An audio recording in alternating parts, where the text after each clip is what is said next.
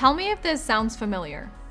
You wake up in the middle of the night because you're thirsty, and you know you're not going to get back to sleep until you get that drink of water.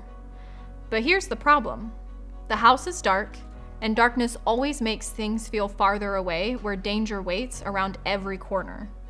I could turn on the light, but I don't want to wake my husband. So what do?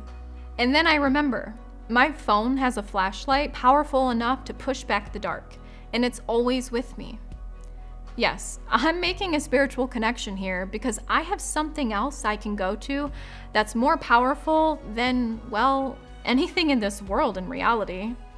Psalm 119:105 says, "Your word is a lamp for my feet, a light on my path." Pretty straightforward, right?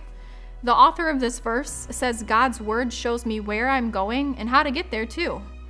Out of all the things that clamor for our attention and direction, things like success, money, romance, influence, and power, God's word won't take us down the wrong path. The wisdom and understanding the Bible gives us helps us take step after step in life. Now, I want you to notice something. This verse doesn't say the path will be easy, nor does it say we won't face our fair share of actual dangers. But because of God's word, we'll know what to do when they come. So the next time you find yourself heading out into this sometimes dark and scary world of ours, know His word is always there for you and me. We just need to pick it up and see which way it's pointing.